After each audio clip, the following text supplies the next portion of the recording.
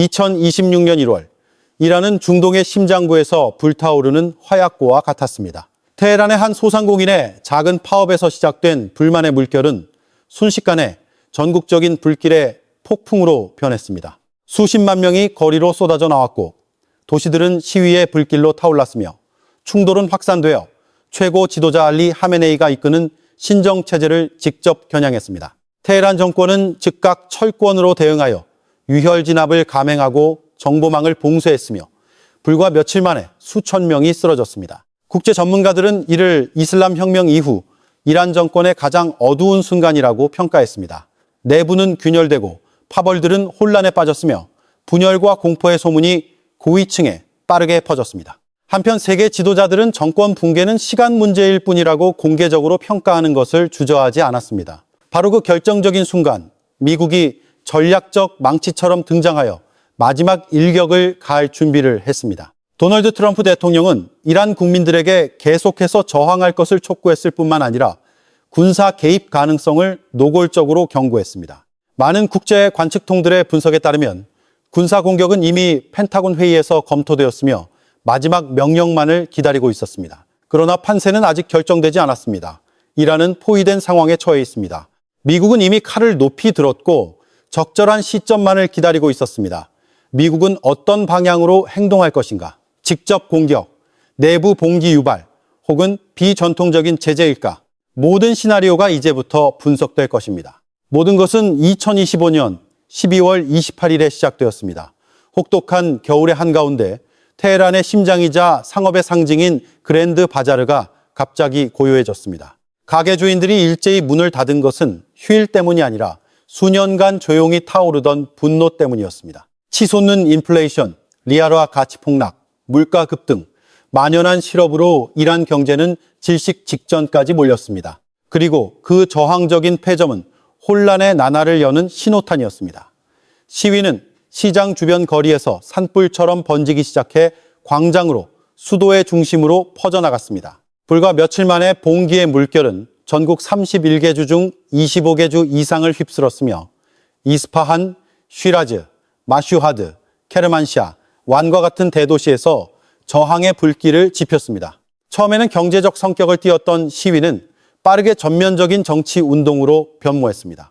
구호는 더 이상 단순히 물가에 대한 것이 아니라 자유, 체제개혁, 심지어 이슬람 체제의 완전한 폐지를 요구하는 것이었습니다. 수많은 정부 청사가 공격받고 경찰차가 전복되었으며 군중은 점점 더 보안군의 총구를 두려워하지 않게 되었습니다. 그 역사적인 분노는 알리 하메네이 최고 지도자 정권을 수십 년 만에 가장 위험한 상황으로 몰아넣었습니다. 전문가들은 이번 위기가 2009년 운동이나 2019년 봉기보다 훨씬 더 심각하고 위험하다고 경고했습니다. 왜냐하면 이번에는 국민들이 더 이상 피하지 않고 신정체제를 종식시키겠다는 목표를 공개적으로 선언했기 때문입니다. 국민이 더 이상 두려워하지 않고 구호가 행동으로 변했을 때 40년 이상 존재해온 통치체제가 과연 자국민의 분노를 견뎌낼 수 있을까요? 관측통들은 현재 이란에서 벌어지고 있는 위기가 2025년 6월 이스라엘 미국 연합군과의 12일간의 전쟁보다 훨씬 더 심각하다고 보고 있습니다.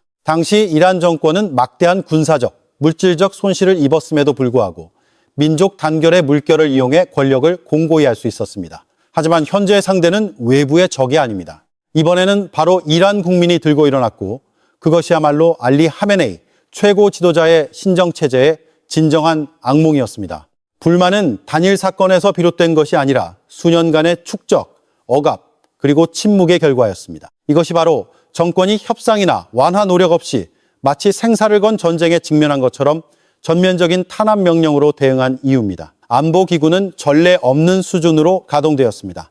이슬람 혁명 수비대, 바시지 민병대, 특수경찰이 2026년 1월 초부터 긴급 투입되었으며 운동이 통제 불능 상태가 되기 전에 분쇄하라는 명확한 지시를 받았습니다.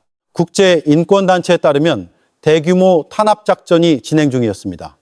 비무장 군중에게 실탄이 직접 발사되었습니다. 야간 급습이 광범위하게 이루어졌고 영장 없는 대규모 체포가 자행되었습니다. 더 심각한 것은 재판 없는 처형이 있었으며 시위 주동자로 간주되는 모든 이에게 사형을 적용하겠다는 경고도 있었습니다. 이라는 정권이 더 이상 도덕이나 법의 제약을 받지 않는 유혈의 시대로 접어들고 있었습니다. 그들은 누구보다도 전체 시스템의 생존이 뿌리부터 위협받고 있음을 이해하고 있었기 때문입니다. 국내 상황이 들끓는 가운데 테헤란 정권은 익숙한 해결책인 전면적인 정보 통제를 선택했습니다. 인터넷은 광범위하게 차단되었고 소셜미디어는 완전히 봉쇄되었으며 외신 기자들은 추방되거나 활동이 최대한 제한되었습니다. 이라는 이 운동을 외부 세계로부터 고립시키려 했고 어떤 기관도 이 나라 안에서 무슨 일이 일어나고 있는지 독립적으로 확인하지 못하게 하려 했습니다. 하지만 진실은 서서히 드러났고 그것은 전 세계를 충격에 빠뜨렸습니다. 사상자에 관해서는 여러 출처의 수치들이 등골을 오싹하게 하는 그림을 만들어냈습니다. 이란 정부는 시위대와 보안군을 포함해 117명이 사망했다고 인정했습니다. 그러나 국제기구에 따르면 실제 숫자는 최소 12영명이며 반정부 소식통은 심지어 몇 주 만에 20영명에서 25영명이 사망했다고 주장합니다. 가장 낮은 수치를 선택하더라도 이는 현대 세계에서 가장 피비린 내나는 탄압작전 중 하나로 미국의 90일 테러 사망자 수를 능가합니다. 탄압의 여파로 시위 규모는 크게 줄었습니다. 일부에서는 이란 정권이 생사의 고비를 넘겼다고 보았지만 현실은 훨씬 더 복잡했습니다. 사회 내부의 불만은 아직 가라앉지 않았고 단지 일시적으로 억눌려 있을 뿐이었습니다. 소규모 시위는 여러 곳에서 계속되었습니다. 그리고 무엇보다 중요한 것은 이 위기가 더 이상 내부의 문제가 아니라는 점입니다. 그것은 이미 글로벌 전략 문제로 변모했습니다. 도널드 트럼프 대통령은 가장 먼저 목소리를 낸 국제 지도자 중 한 명이었습니다. 시위가 터진 직후 그는 필요하다면 미국이 개입할 가능성을 위협했을 뿐만 아니라 날이 갈수록 더 강력한 메시지를 보냈습니다. 충격적인 게시물에서 도널드 트럼프 대통령은 이란 국민들이 계속 싸워야 하며 미국의 지원이 오고 있다고 단언했습니다. 이는 직접적이든 간접적이든 군사 개입이 시간 문제일 뿐이라는 명백한 암시였습니다. 주목할 점은 한 국가의 수장이 불안정한 시기에 다른 나라 국민에게 공개적으로 봉기를 촉구했다는 것이며 이 메시지는 공개적으로 게시되기 전에 전략 자문 그룹에 의해 극도로 신중하게 검토되었다는 것입니다. 이것은 더 이상 말이 아니라 전략적 경고의 일격이었습니다. 도널드 트럼프 대통령은 계속해서 전 세계를 경악시킨 경고를 날렸습니다. 이란과 계속 거래하는 모든 국가는 모든 거래에 대해 미국으로부터 25%의 관세를 부과받게 될 것입니다. 이것은 단순한 제재가 아니라 중국과 같은 주요 파트너로부터도 이란을 세계 무역 시스템에서 완전히 고립시키려는 목표를 가진 전략적 압박이었습니다. 워싱턴은 분명한 선을 그었습니다. 이란을 선택하든가 아니면 미국의 거대한 시장 접근권을 잃든가. 미국 관리들은 테헤란이 현재 수십 년 만에 가장 취약한 상태에 빠져 있다고 평가했습니다. 경제는 붕괴 직전이고 오랜 제재를 받았으며 외교적으로 고립되고 내부는 불안정합니다. 핵 프로그램은 비밀 공습과 기술 유출로 심각한 손상을 입었습니다.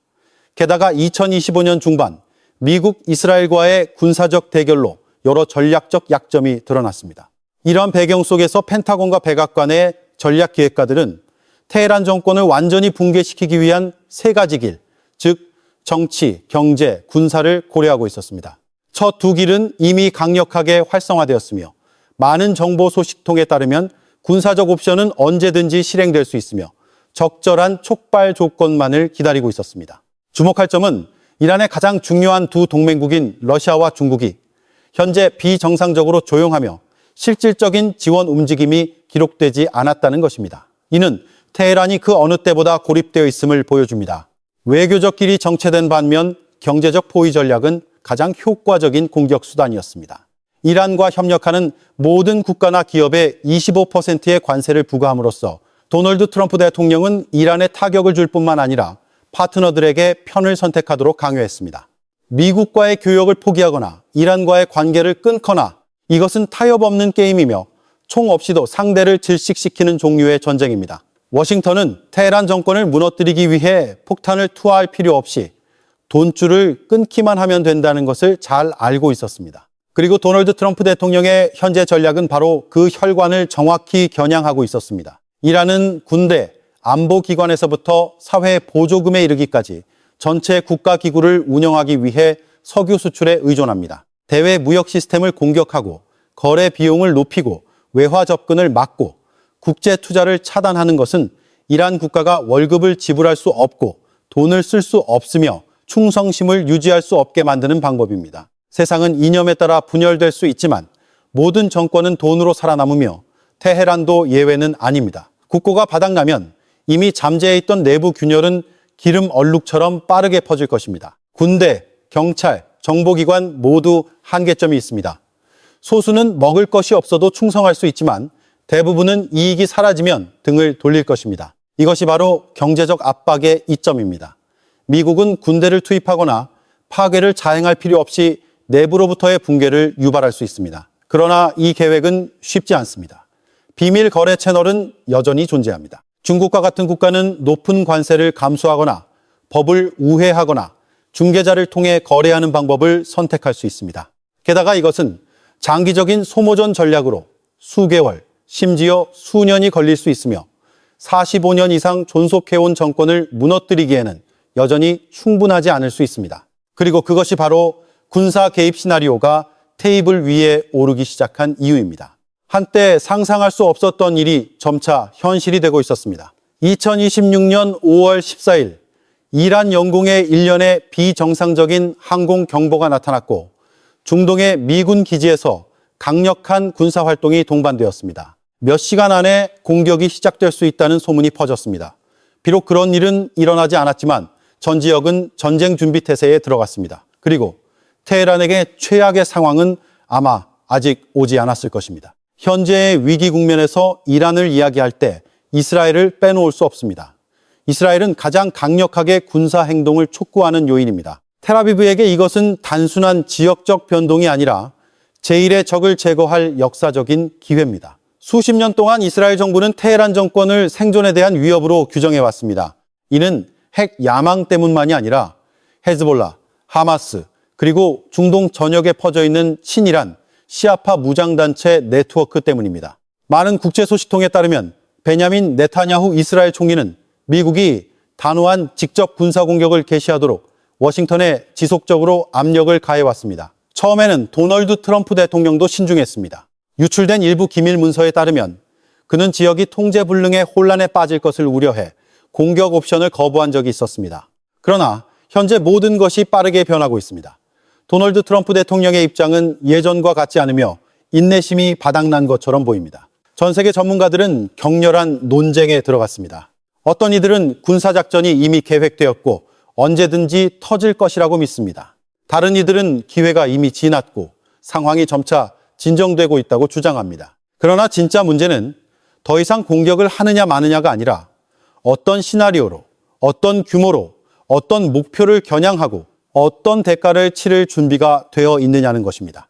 왜냐하면 일단 공격이 시작되면 테헤란뿐만 아니라 워싱턴, 텔아비브, 그리고 중동 전체에서 모든 것이 영원히 바뀔 것이기 때문입니다. 그리고 그 순간은 아마도 매우 가까워졌을 것입니다. 워싱턴에서 유출된 정보에 따르면 국방부는 내부 불안과 국제적 압력이 고조되는 상황에서 이란에 대응하기 위한 일련의 군사 옵션을 도널드 트럼프 대통령의 테이블 위에 올려놓았습니다. 이 옵션들은 공군력을 이용한 극도로 정밀한 제한적 작전에서부터 더 큰 규모의 작전까지 포함하지만 공통점은 주로 공군력에 의존한다는 것입니다. 이 시점에서 이란의 지상군을 투입하는 것은 비현실적으로 간주되지만 완전히 배제된 것은 아닙니다. 첫째, 탄압기구를 겨냥한 선별적 공격. 이는 가장 긴장을 덜 고조시키는 선택으로 이슬람 혁명 수비대, 바시지 민병대, 그리고 쿠드스군의 지휘시설과 본부를 폭격하는 데 집중합니다. 이들은 시위 진압과 내부 질서 유지에 핵심적인 역할을 하고 있습니다.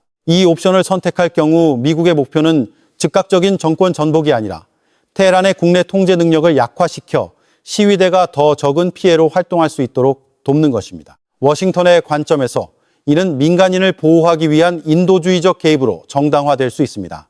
그러나 이 행동이 역효과를 낳아 이란 군 내부의 단결심을 촉진하고 정권이 탄압을 더욱 강화하게 만들 위험이 있습니다. 둘째, 석유 기반 시설 공격. 또 다른 선택은 이란 경제의 혈관인 정유공장, 수출 항구, 석유 물류 시설에 집중하는 것입니다. 이곳을 공격하면 대규모 금융 충격을 일으켜 석유 수출 활동을 마비시키고 테헤란을 더 깊은 금융 위기로 몰아넣을 것입니다. 이는 군사시설을 직접 공격하는 것보다 실행하기 쉬운 전략으로 간주됩니다. 하지만 이란이 석유시설이 공격받으면 하루 2천만 배럴 이상의 석유가 운송되는 호르무즈 해협을 봉쇄하겠다고 여러 차례 경고했기 때문에 심각한 위험을 내포하고 있습니다. 이는 국제경제뿐만 아니라 미국 경제에도 영향을 미칠 지진과 같은 위기를 초래할 수 있습니다. 셋째, 핵 프로그램 공격. 마지막으로 가장 직접적인 옵션은 이란의 핵시설을 공격하는 것입니다. 이는 미국과 이스라엘 모두가 고려해왔고 작년 중반 이란 핵시설을 겨냥한 공습을 한 차례 실행한 적이 있습니다. 하지만 테헤란은 많은 시설을 복구했다고 선언했습니다. 이스라엘은 이란의 핵 프로그램을 생존의 위협으로 여기기 때문에 특히 이 시나리오를 지지합니다. 그러나 문제는 핵시설을 공격하더라도 경제를 직접적으로 약화시키지 못하고 시위대에게 절대적인 지원이 되지 않으며 오히려 이란이 외부로부터 침략당하고 있다는 주장을 강화할 수 있다는 점입니다. 국방부가 제출한 공군력 공격 시나리오 외에도 두 가지 매우 중요한 옵션이 고려되고 있으며 많은 전문가들에 따르면 이미 조용히 병행하여 활성화되었을 수 있습니다. 넷째, 비밀전쟁, 사이버전쟁, 심리전. 이는 가장 은밀하고 추적이 어려운 옵션이지만 장기적인 파괴력을 가집니다. 사이버 공격, 가짜뉴스 유포, 정보 시스템 파괴, 여론 혼란 야기, 그리고 지하 반정부 세력 지원. 미국은 동유럽에서 베네수엘라에 이르기까지 수십 년 동안 이러한 전략을 사용해왔으며 이란도 예외는 아닐 것입니다. 한 가지 대표적인 예로 2026년 5월 18일 이란 국영방송국이 해커에게 침입당해 시위 영상과 함께 현재 망명 중인 구왕조의 계승자 레자 팔라비 왕세자의 메시지가 방송되었습니다. 이는 단순한 파괴 행위가 아니라 국내 충성심의 핵심을 겨냥한 심리전 작전이었습니다. 직접적인 파괴력은 없지만 이 옵션은 미국이 책임을 회피하고 공개적인 대결의 위험을 최소화할 수 있게 해주지만 시간이 오래 걸리고 즉각적인 전복적 변화를 일으키기는 드뭅니다. 다섯째, 최고 지도자 직접 겨냥.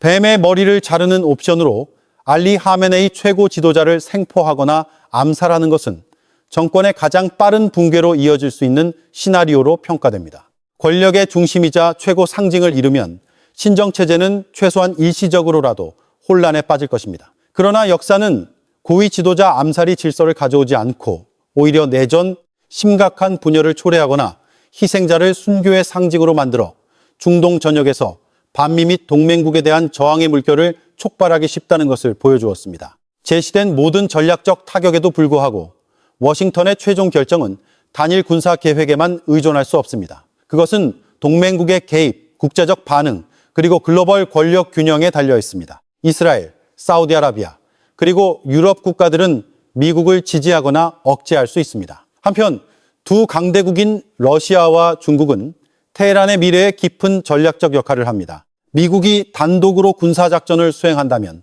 이는 글로벌 권력 균형을 뒤흔들고 초강대국 간의 직접적인 대결을 낳을 수 있습니다.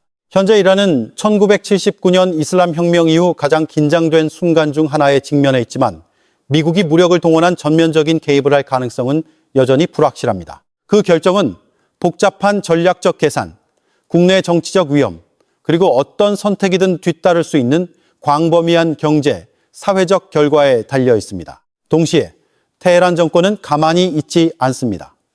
그들은 개입 시나리오가 발생할 경우를 대비한 비상계획을 분명히 가지고 있을 것입니다. 특히 알리 하메네이 최고 지도자의 예측 불가능한 역할을 고려해야 합니다. 그는 미국과 이스라엘의 군대와 정보기관 모두에게 도전해온 매우 파악하기 어려운 인물입니다. 그를 체포하거나 제거하는 것은 매우 위험하고 실행하기 어려운 조치일 것이며 이란조차도 그것이 이란 국경 내에서만이 아니라 지역 전체에 걸친 전면전으로 이어질 것이라고 경고한 바 있습니다. 이러한 맥락에서 많은 분석가들이 언급하는 6번째 잠재적 시나리오는 이란의 군사 전략 시스템과 정권의 핵심 지점에 대한 대규모 공격입니다. 이것은 워싱턴이 행동하기로 결정할 경우 가장 강력하고 현실적인 선택으로 간주됩니다. 이 공격은 공군기지, 레이더 센터, 방공 시스템, 지휘 통제센터, 무기고를 겨냥하는 것을 포함할 수 있으며 이란의 국내외 저항 능력을 약화시키고 장거리 미사일 시스템과 방공군을 제한하려는 시도입니다.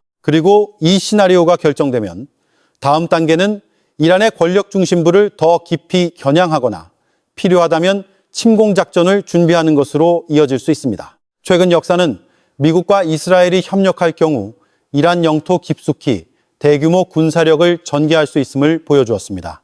이는 이 옵션을 단순히 이론적인 것이 아니라 위기가 고조되는 상황에서 현실적인 방안이 될 수 있게 합니다. 군사 전문가들조차 숨죽이게 만드는 전개 속에서 중동 상황은 다시 한번 극도로 큰 규모의 전쟁 발발 위험에 직면했습니다. 오늘 벌어지고 있는 일들은 작년 6월 12일간의 충돌과 크게 다르지 않습니다. 하지만 이번에는 서방 세력, 특히 미국의 목표가 미완의 일을 마무리하고 이란에게 대가를 치르게 하는 것 같습니다. 여기서 핵심은 단 한 번의 공습이나 단일 군사 작전이 아니라 예측 불가능한 확전 위험을 동반하는 전쟁이라는 단어입니다. 이란 군사 시스템에 대한 대규모 작전은 지역 국가들을 그 어느 때보다 광범위한 분쟁의 소용돌이로 끌어들일 수 있습니다. 이란의 내부 위기는 중동 전체의 전면전으로 빠르게 변할 수 있습니다. 이란은 결코 단독 행위자가 아닙니다. 그들은 레바논, 시리아, 이라크, 예멘의 강력한 동맹 및 대리 세력 네트워크를 가지고 있습니다. 만약 이란 군사기구의 치명적인 일격이 가해진다면 헤즈볼라, 후티 반군, 이라크의 시아파 세력, 심지어 이스라엘과의 직접적인 대결까지 촉발될 수 있으며 이는 내부 위기를 지역 전체의 전면전으로 변모시킬 수 있습니다. 대규모 전쟁에서부터 예측하지 못한 단계적 확전에 이르기까지 모든 옵션이 여전히 통제 테이블 위에 놓여 있습니다. 마두로 대통령이 한때 직면했던 것처럼 알리 하메네이, 최고 지도자를 생포하는 것과 같은 믿기 어려운 시나리오도 완전히 배제되지는 않았습니다. 이 변수들 중 어느 하나라도 중동의 권력 균형을 영원히 바꾸거나 지역 전체를 끝없는 전쟁의 구렁텅이로 몰아넣을 수 있습니다.